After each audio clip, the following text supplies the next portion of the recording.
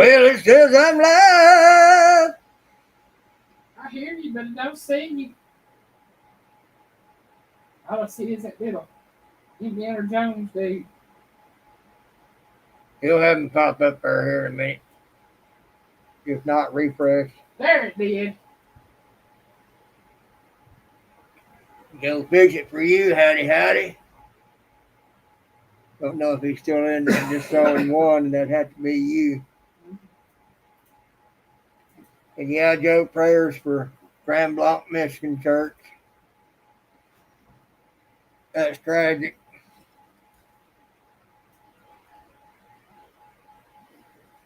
Getting worse every day.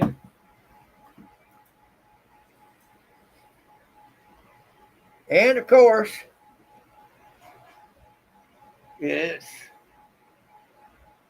another lefty, from what I've heard on it so far.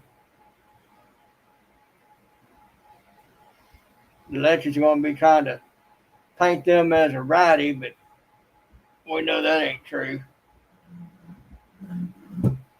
We don't do it that way. If those on the right were finally tired of it, the ones on the left would already know about it. Yeah.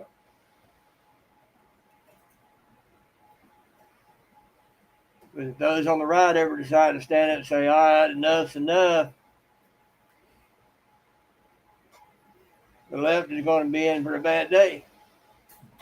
They're already going to be in for a bad day, especially out there in Portland, Oregon.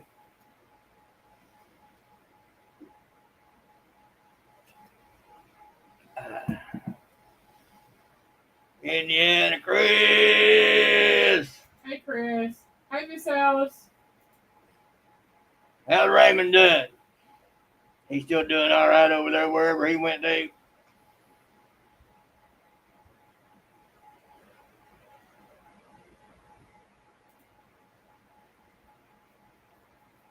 Wayne had to go do her a thing this morning, sit with my aunt for a while. We went to go get her something to eat after she was done.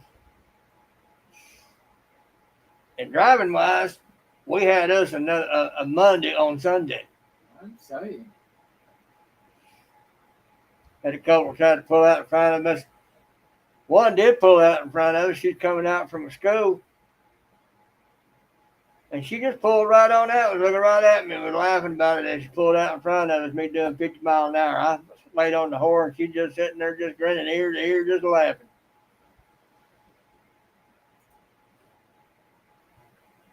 But I guarantee she's a lefty. Hey, Sampy. Alice is in the hospital. Blood levels were messed up. Oh, I hate to hear that. That's just not no fun. Bobby D telling us what he did last night about Poppy the Good Troll having passed away. Hopefully, Alice's blood levels can get straightened out. Now Alice having to go through what she's going through. Raymond hadn't answered his phone. You go and make him mad.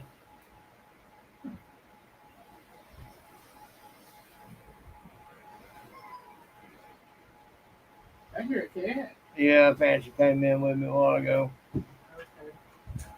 There she is. I go let her out. I unscrewed those light bulbs in that fixture back there so I don't have that little glowing spaceship effect. Of course, I don't know. Y'all might rather see the little glowing spaceship effect. Come on. There you go.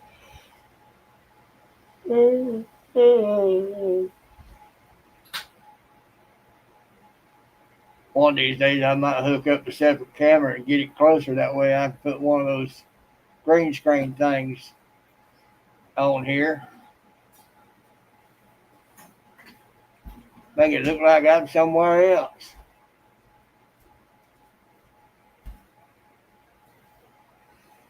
Maybe on the white sands of a private beach in a tropical island somewhere.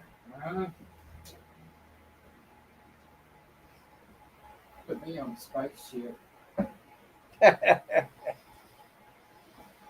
says it. Put you in the captain's chair of the Enterprise. Oh, Lord, no. No? No, I don't make captain of Enterprise or anywhere else. I'm captain of my own ship in there.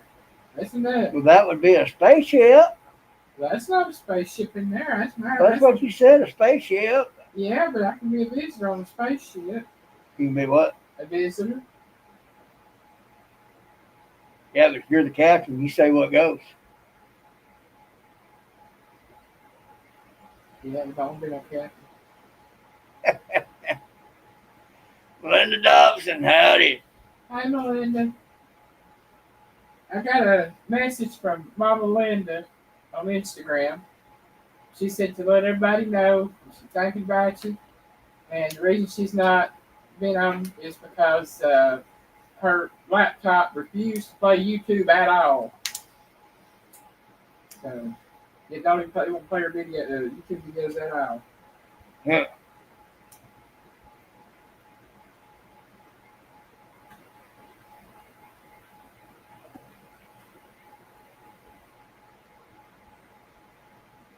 I'm wondering if somebody with the ability to do so got in there and restricted her from being able to go to YouTube. I don't know. It's possible.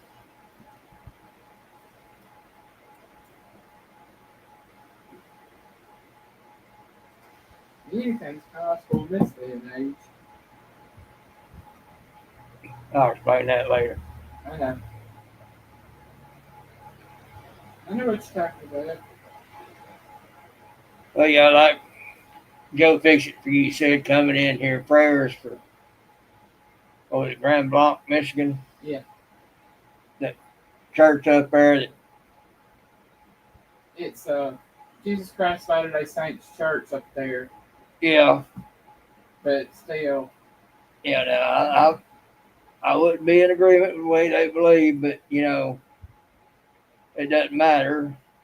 They can believe how they want to. Shouldn't nobody have to be in fear of going to church and something like that happens? that's it.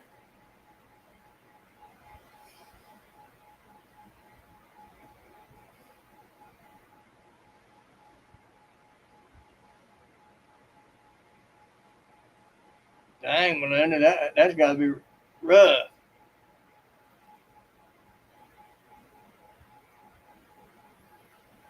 Joe, fix it for you. Hey, Joey.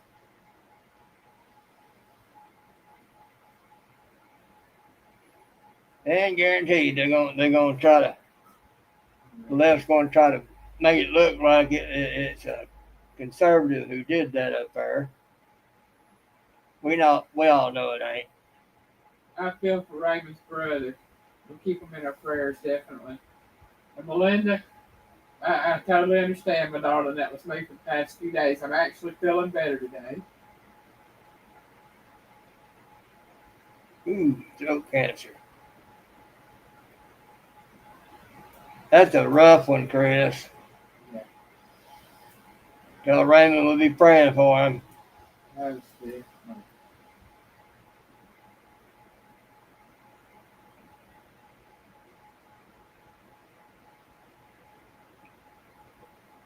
Yeah,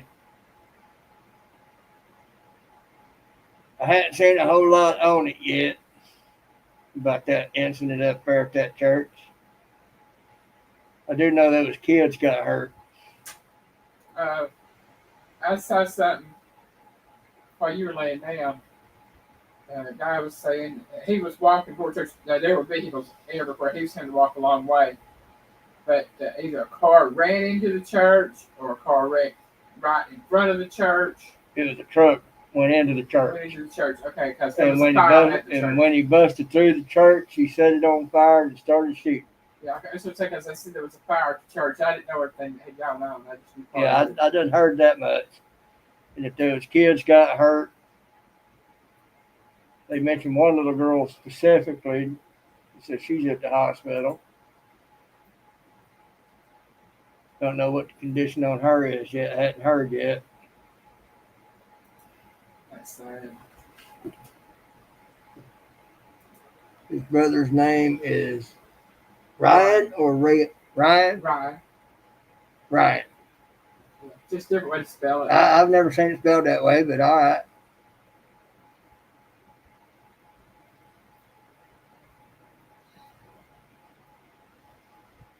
Yeah, Melinda.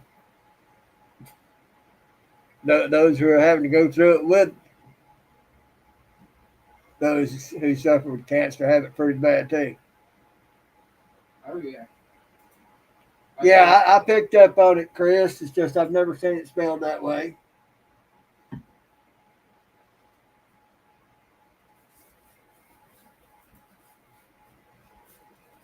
Spelled with an I instead of a Y.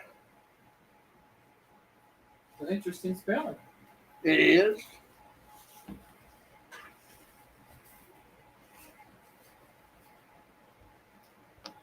Like my middle name, a lot of people don't pick up too quick on. They go to spell my middle name and they spell it the way most people spell it. They usually spell it the way my cousin Jeff's middle name is spelled. Yeah.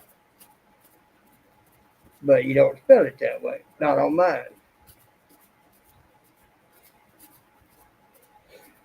And no, I'm not going to say what he is.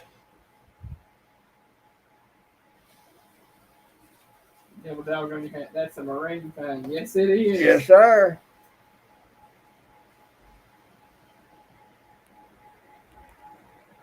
Piggy is a devil dog. He's not the only devil dog. There's a lot of devil dogs out there. Yeah. He is a devil dog.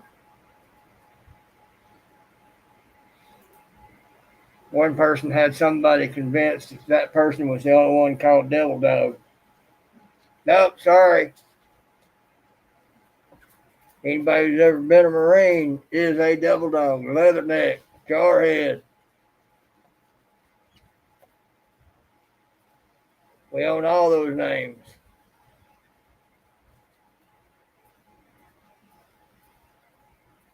Devil Dog because of the Battle of Belleau Wood.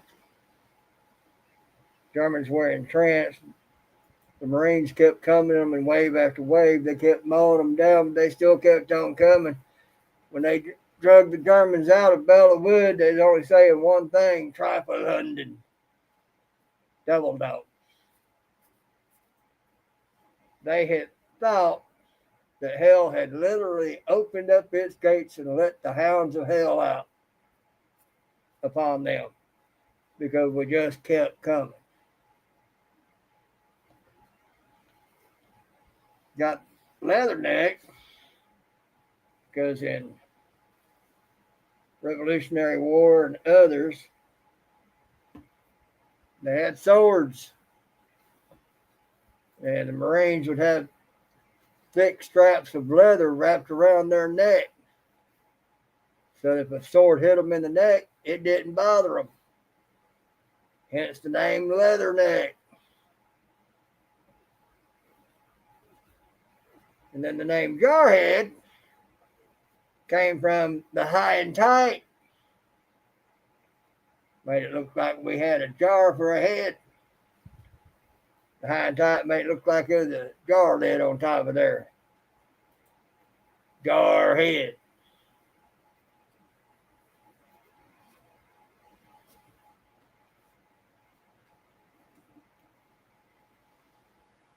Mama Bear. Hi, Mama Bear. A lot of people believe that the Marine Corps is just a department of the Navy and came after the Navy. No. Marine Corps existed before the Army and the Navy. The Army tries to claim they existed as old as the Marines, but no. The first actual organized military organization in the United States was the Marine Corps. November 10th, 1775, a year before we declared our independence.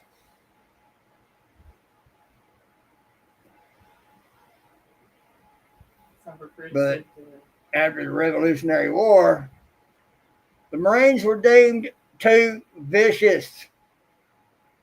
And so were disbanded as a military organization.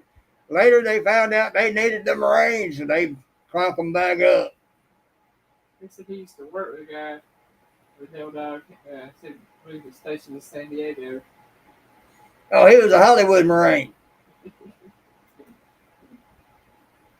That's what we called them when they came out of boot camp San Diego. We called them a Hollywood Marine.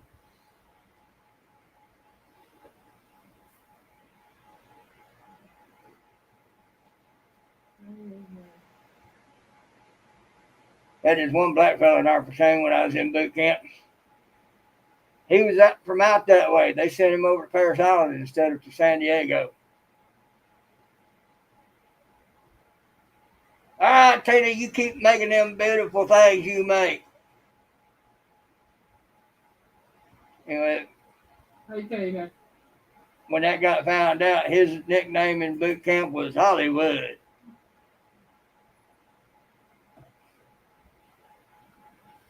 My nickname in boot camp, given to me by Drill Instructor Sergeant Craig, was Samson.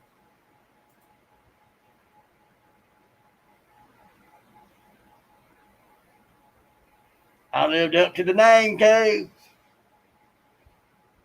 until that fourth bugle stick fight. oh, Well, the first three fights, the whistle blew, I came up, they were out, it was done and over with. They knew I could hit. But none of the fights ever lasted long enough to find out if I could take a hit. So that fourth fight, they set me up. I was quick as a rattlesnake, but I had a disadvantage. I can't see without my glasses. So when I'm out there without my glasses. Everything's blurry. So I was going off pure instinct. That whistle blew, and I was short too. I was giving up almost a foot to most everybody I fought. You know, you got this tall guy out there, and then you got me out there. You know, here's a tall guy, and here was me down here. So when we crouched over to get ready to fight, I'm looking at them right here and estimating about where their head is. So when that whistle blew, I came straight up. That first time, my main drill instructor, Sergeant Grangley, he looked mean just to look at him.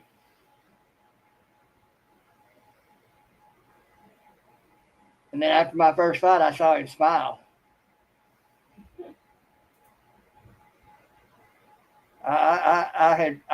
He's scarier when he smiles than what he does just looking at him stone faced. Because before I went out there, he was, guy padding me up, just letting Sergeant Grangley know I couldn't see. Sergeant Grangley was about 10 feet away from me, and he said, "How many fingers I'm holding up?" To me, it just looked like he was holding up his fist. I said, "Sir, what fingers, sir?" His head dropped on. You could tell he was cussing up a storm. Got out there on the mat, that whistle blew. I came up, the guy went back like a tree felled. I come off the mat, Sergeant Granley was sitting there just a grinning like a bird that ate canary. I mean, it was just an evil grin. And it was scarier than just seeing him looking at you stone faced. And second fight went pretty much the same. Third fight, the guy almost got away, only clipped his chin.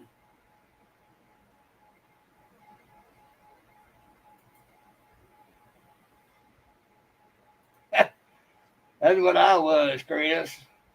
I was a 2531 field radio operator. I wound up driving radio jeeps and Humvees.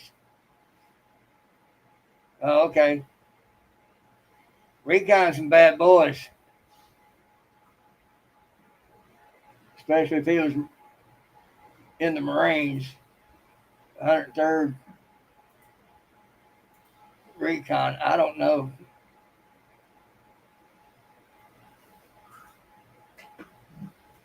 But Anyway, that third guy, he almost got away because they done figured out my tactic.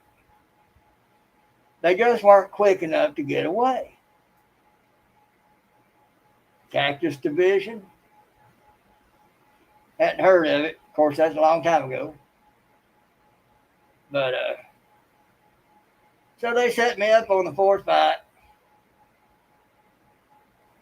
Was in line, getting ready to go in. I was getting padded up, and my guy had a guy on either side of me, making sure everything was on right and whatnot. I was asking them,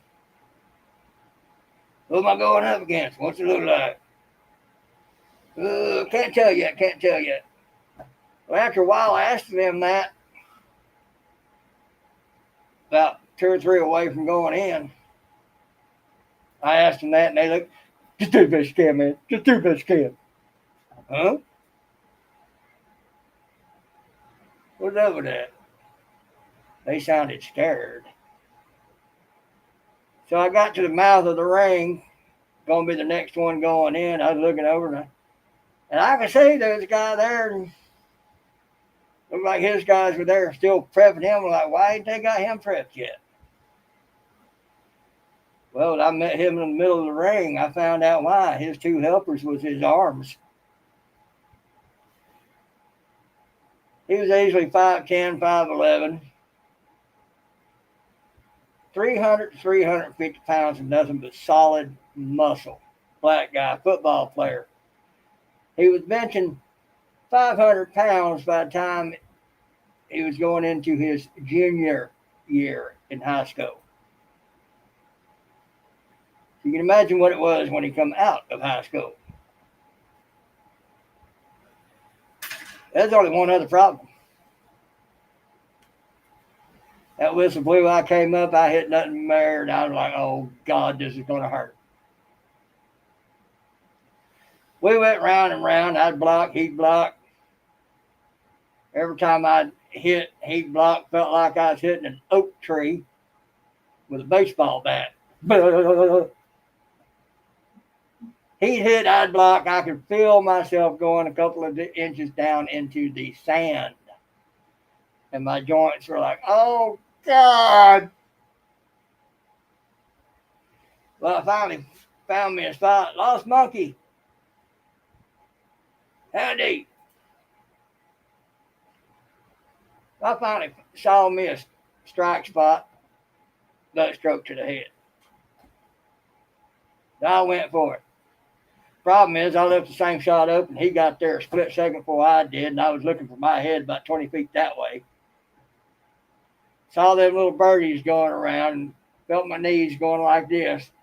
I was like, dang, them people that made them cartoons of somebody getting knocked out have obviously been knocked out before because they know exactly how it goes. Well, my buddies came out to help me up and everything. I got a foot up on the ground, pushed them off, pushed myself up, standing on 2 feet, turned around and walked like a drunk sailor back towards my guys. Well, all my guys are sitting there, jumping up and down. They were hot. There's a boy from the other platoon got his elbow broke in 2 spots by one of my guys named Calicut. Back at the barracks, dang, Calicut, heard you broke a boy's elbow. Yeah, 2 places.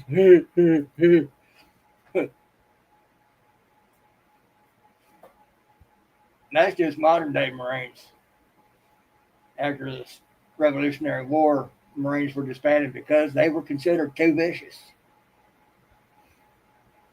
Marines, they let it all out. You gotta have some serious, will take you out warrior inside to be a Marine. But I feel sorry for that fella that I lost to. Because he was used to taking on two big guys and knocking them out. And it was all he could do to go around and around with me and only get me to my knees and not have to be carried off. So I imagine his DIs gave him a really hard time on the quarterdeck when they got him back to the barracks. You're used to taking on two big guys, and this little squirt right here you had a problem with? Yeah. Trust me, folks, when he hit me so hard, I didn't feel pain. That's how hard he hit me. You ever had one of those hits, you got hit so hard you don't remember feeling any pain? That's how hard he hit me. When I took that half horsepower right angle drill up under the chin, I don't know which hit harder, that drill or that feller I fought. That's how hard he hit me. I wouldn't want to tangle with either one of them again. That's fact.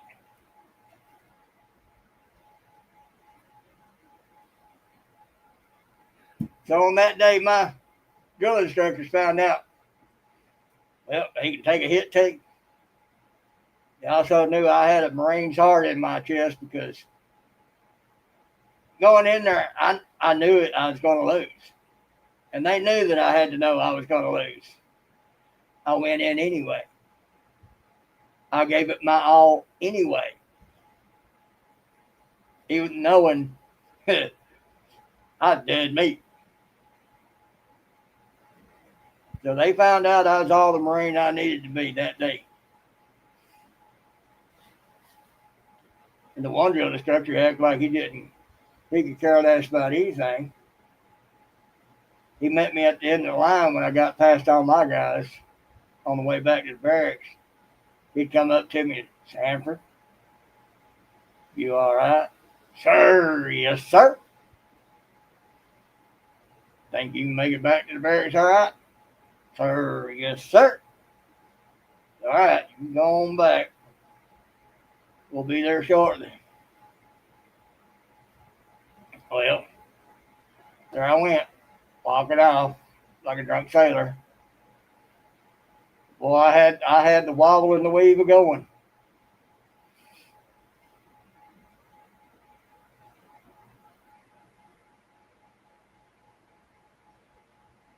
Right? I had one that would do that, not every day, but close.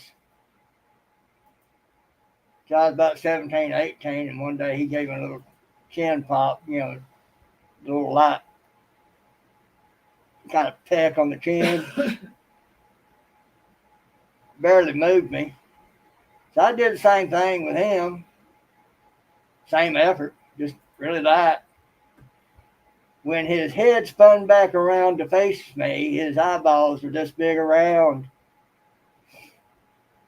He knew I just moved his head with no problem and wasn't even trying. Spun it around to the back of him. So when his head came back around and was looking at me, his eyeballs that big around. He decided he didn't want to tangle with me no more after that.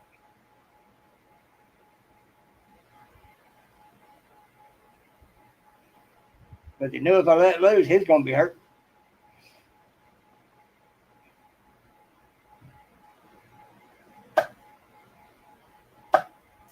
I found out years before that I could never hit anybody in anger or I might be going away. I had too much strength. Tried to hit a guy when I was out in my unit out there. One time he finally pissed me off. I was going to hit him. When I hit him, it felt like a feather hit him. God wouldn't let me hit them in anger.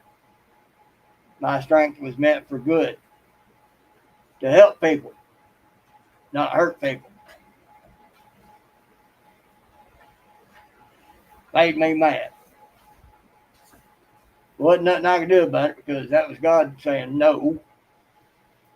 You can't use that strength. God gave me that strength. He wasn't going to let me use that strength for bad.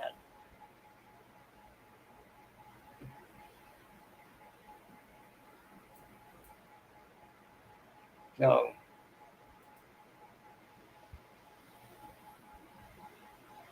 at this point, I went in the Marine Corps so I could go into combat and maybe die a hero. No, that wasn't meant for me. God had plans. So,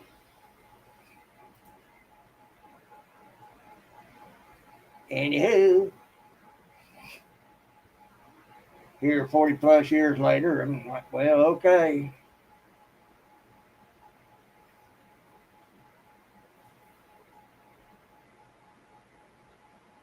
Had a hard time keeping up a lot of times on some stuff. We was out one night on a night maneuver field out. One of my buddies in my platoon, big guy, construction worker. His dad owned a construction company and he worked construction. He was strong as they come. He got mad at me. We was both on our knees. He got mad at me. He grabbed me by the neck, picked me up in one hand, and complained about me not keeping up. And I just looked at him. I told him, I said, either you going to snap it or you going to let me go? Which is it going to be? He looked at me strange. He saw I had no fear. Told me, if you're going to do it, or let me go. I don't give a shit.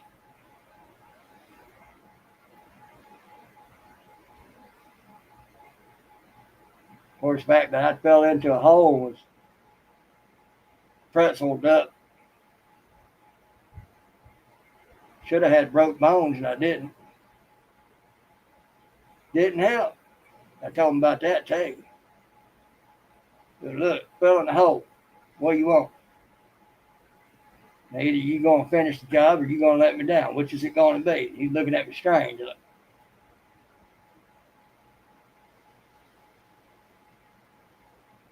Had another situation like that once. Same thing. Told the person, either do it or let me go. Hey ho. They let me go because they were sitting there stupefied because I had no fear. So it's kind of how I am about things. Like all this mess going on out there. You know, I'll stand up for my faith. I'll stand up for God. I'll stand up for Jesus. Somebody out there got a problem with it, want to take me out, go ahead. I'll go home. You go to prison. You be doing me a favor. You know,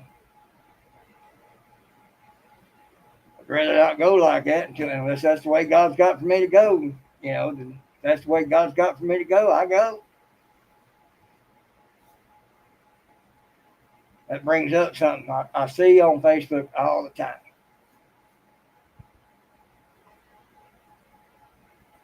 These posts about if you're not ashamed of God,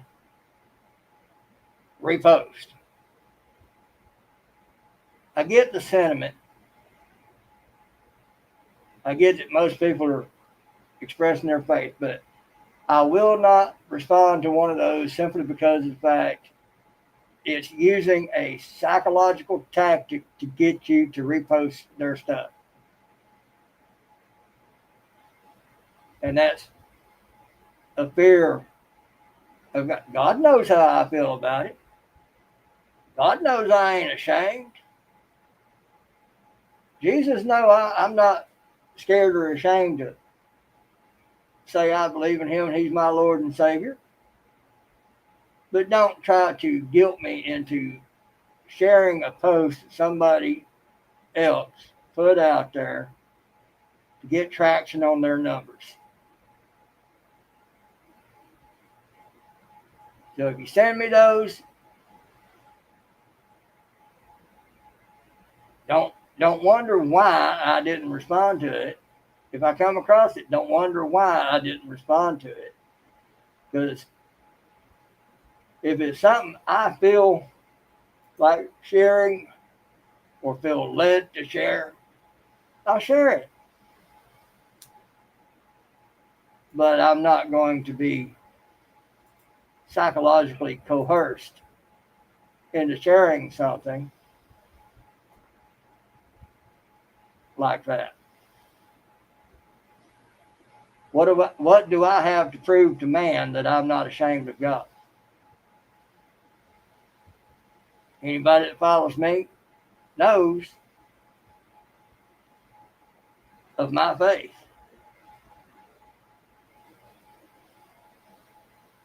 And I'm not ashamed of it.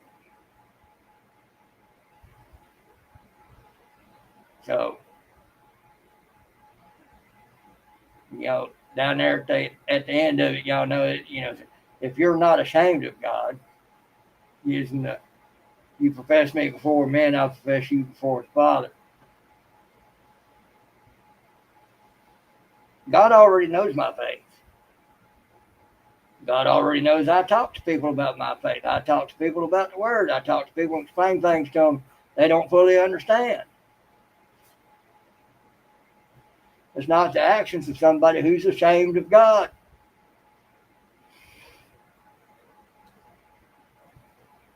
I see something like that.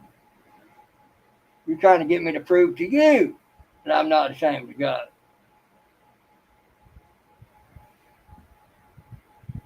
Well, you ain't nobody to me, especially where God is concerned. To people I have nothing to prove. My actions will either show it to you or they won't.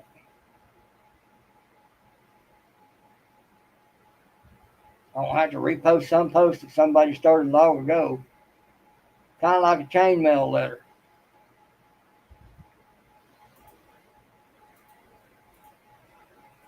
Dangerous things.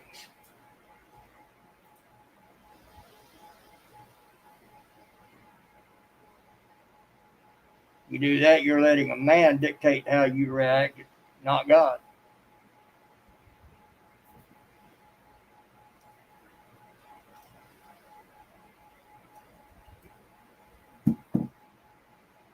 Now they put on there, if you feel led to share this, please do. Dad, I might share it. But it's something that God has to lay on your heart to do. Not because some man decided to play a psychological trick on you.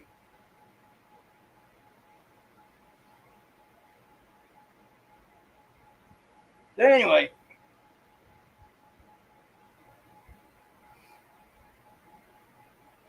let's see.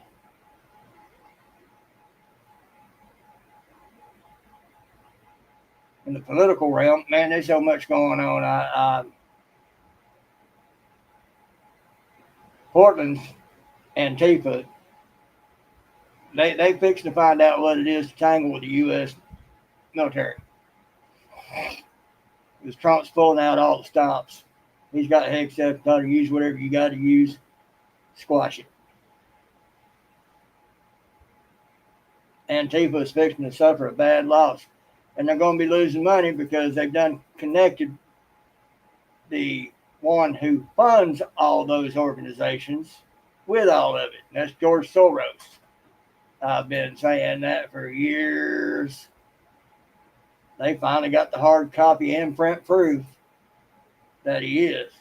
I've never heard of it, Chris. I've heard of Grissom High School. I've heard of Grissom. Grissom Air Force Base? Yeah. It's named after Gus Grissom, isn't it? I don't know who it's named after. I know I've heard of it.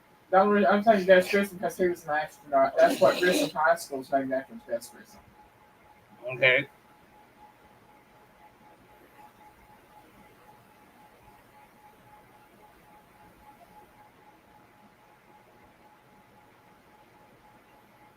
As an up in the air refuel, Lord have mercy. Also a medic. Huh? Said also a medic. Well, yeah, you'd need a medic in any unit.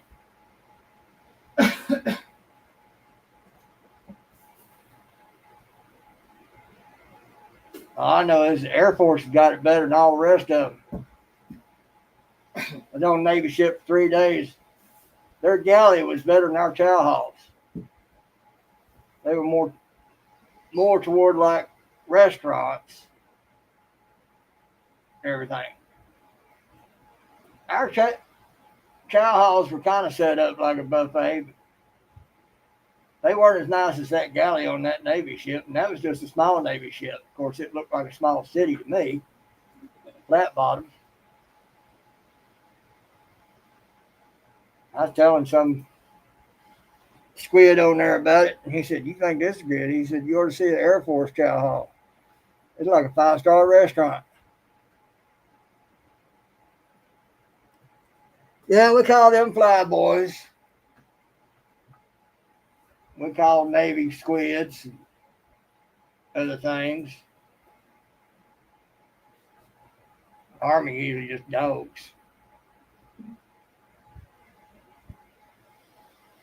Dog base. We were devil dogs.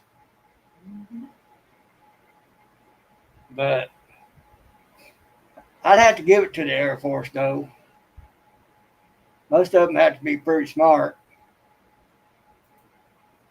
especially if you fly.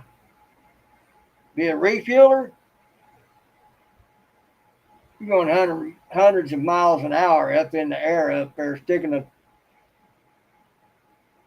tube out to refuel other aircraft. Don't take nothing but a little bit of a static charge and boom, you go up in smoke. I'd rather be in combat, thank you.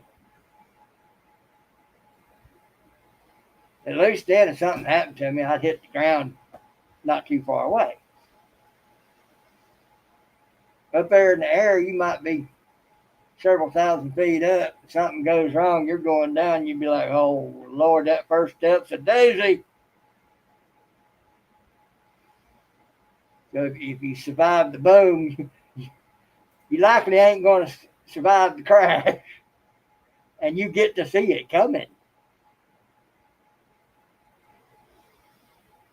2 pigeons, smart man. I know a lot of former military that retire from the military and go in to be postal workers or mailman. Yeah, my uncle went into Or postal work. Go into law enforcement of some kind, usually prison guards. Get that second pension. That's funny. Both my uncles in Kentucky were in the Air Force. Right. One had to leave. I told you about getting caught in the silo, so he got medical discharge. I don't blame him. He went to become a police officer. He was there for so many years. Left that, then he went to work somewhere else. But the other one served out 18 of his 20, and he retired with a full 20 pension. Right. Then he went to become worked in maintenance at the post office, became head of maintenance at the post office up there. So now he's retired from there after 20 some odd years. He's got the double pension. His wife is retired from the post office up there. They ain't hurting for money. Nope.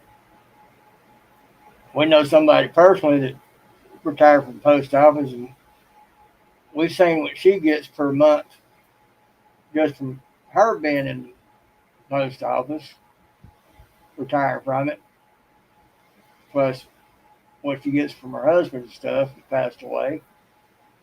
She is not hurting for money. Oh, no. What is it, like $8,000 a month? At that time I saw she was pulling a little over $7,900 a month, and that's been about 5 years ago. Yeah, so she's probably over the $8,000 mark. Yeah. Per month, folks. Per month. She is not hurting for money. She can have that. She earned it. All of us knowing some of the stuff they go through. I did 6 weeks at the post office. ICMS. Oh, okay. That's what I thought that was.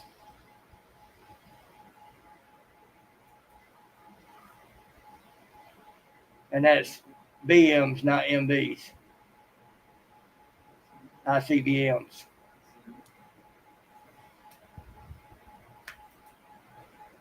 Intercontinental ballistic missiles. Yeah, that's my uncle worked in that up in I want to say it was Minnesota. One of them northwestern states. It was my uncle's in Minnesota, and That's what was up with her uncle. yeah, he worked in the silos, and one of them malfunctioned. And they thought a nuclear bad boy was fixing to go through the air. Yeah, well, everything was locked down. It couldn't go out. It would have blown up underground. He lost. Talk about a boom. Yeah. It was him and 2 or 3 other guys that were down there, and all 4 of them got medical discharge. That's not just you go bye, you get vaporized. Mm-hmm. Nothing left, nothing to bury.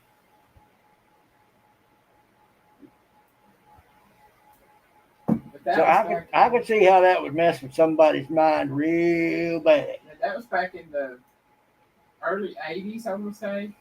Late 70s, early 80s, if that happened to him. Yeah. I'd been like I was towards everything else that almost happened to me. Well, Lord, this is it. This is how I'm supposed to go. I guess this is how I'm supposed to go. I guess I'm ready. Yeah. And then afterwards, when it didn't happen, I'd be like, Lord, come on. You know I want to come home. I'm just checking your reflexes, Piggy. I'm just checking your reflexes.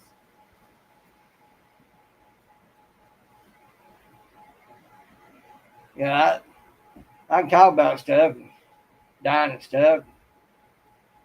Do it this way or that way, you kind of dread it. But, if it's going to happen, it's going to happen. There ain't nothing you can do about it. All you can do is be like, okay, Lord, this is how you got for me to go. I guess I'm down with it.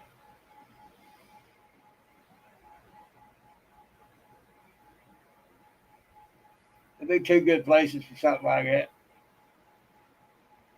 South Dakota or Wyoming. Lots of space out yonder. Yeah. Might have been Montana, my uncle was at, because he said it stayed cold out there. Yeah, we're looking at the map one day. We're looking for stuff out there.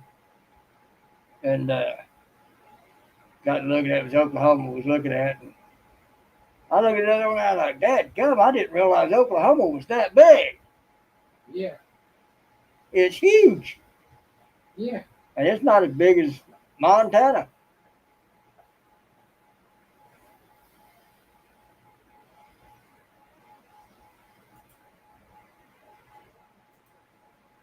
Oh, yeah.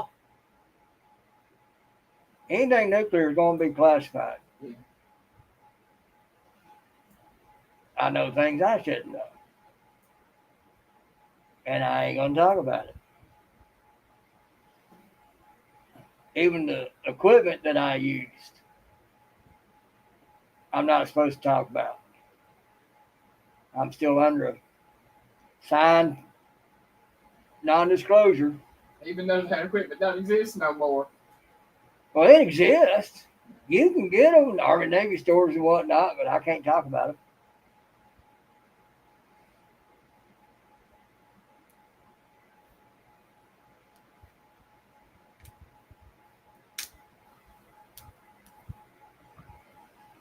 Well, I can say a little bit. Nomenclatures, what I remember of them. I drove a Mark 138A Jeep and Humvee. Started out in Jeep. When they phased those out and went to the Humvees. Mark 138 with the Jeep, Mark 138A with the Humvees. Big piece of AM equipment consisted of about 5 different units.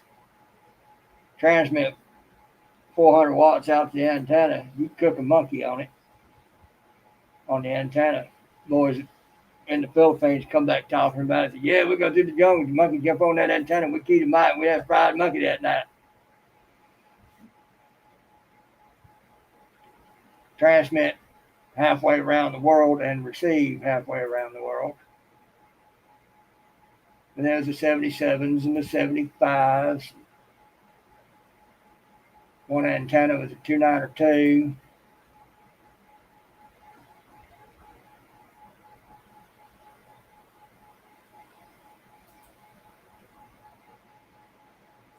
Okay, that's well before my time.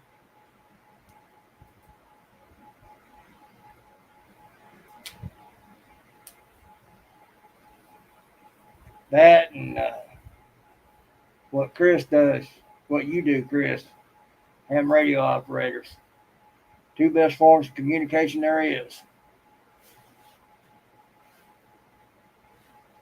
Ham radio better than the Morse code. I'm saying old school. Morse code goes back to the late 17, early 1800s, something like that. It goes way back.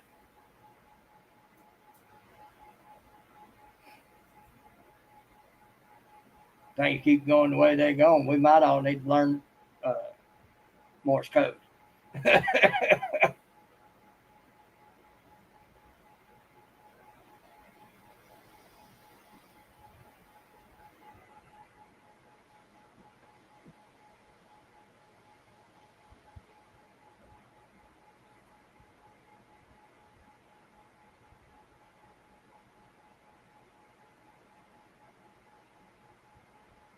Oh, wow. Yeah, there's lots of things you ain't supposed to talk about.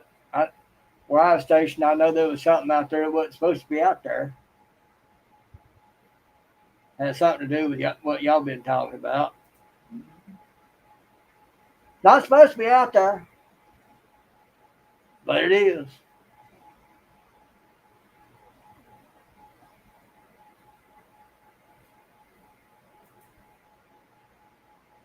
Doing guard duty, a couple of buddies of mine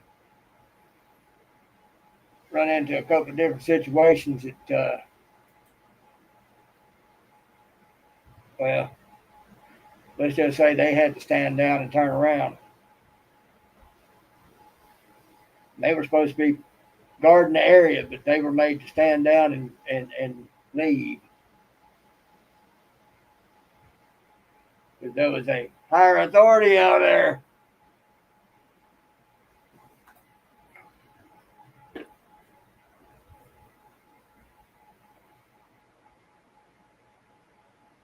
You know, the kind that walks around with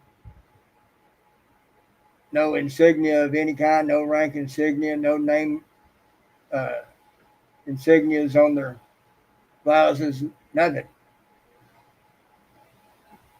Regular uniform, but nothing on it to tell what was what about you. That kind of higher authority. You don't do as they say, you can go bye-bye real quick with no repercussions for the person who made you go bye-bye. All they got to do is, they didn't obey my orders. They had to go.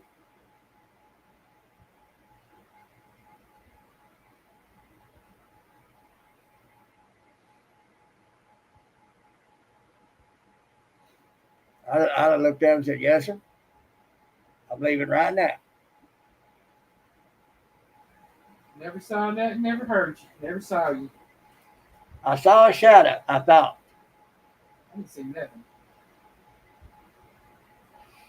I think it was just a bird flying over across. Heard the wind whistling through the trees. Yep. Well, there wouldn't been no trees for the wind to whistle through out there. Heard the wind whistling through the trees. 50 miles away, I heard the wind whistling through the trees. Right. That's all I heard. Thought I saw something, but it was just a mirage.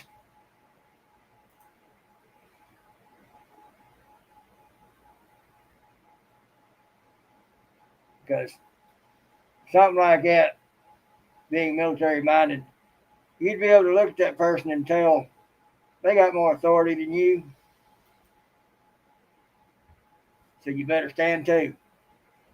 Mm. So,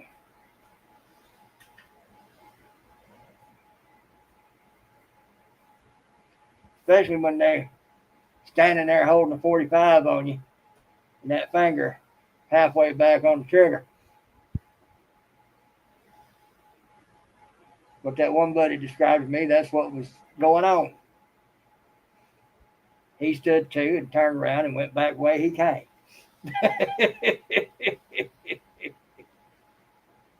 That's when you don't even answer when you say, it's kind of wave to the about Yep. face and go on. Yep. Never saw that, never heard that.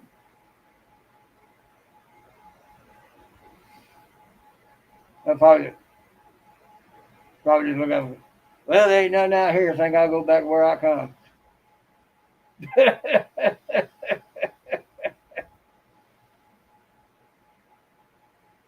I'd be like them three monkeys.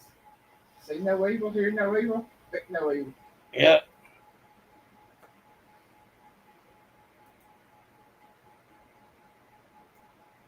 Man. 6:30. I didn't know what time it was.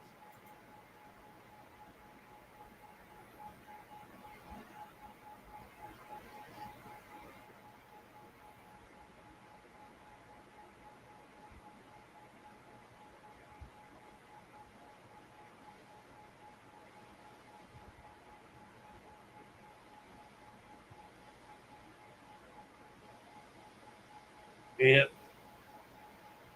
Well, folks, since she mentioned that, it has been almost, well, it has been almost an hour.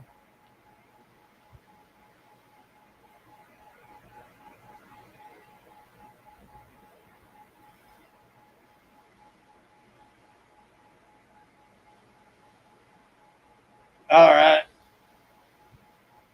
Well, Miss Alice, I'm glad you're feeling better.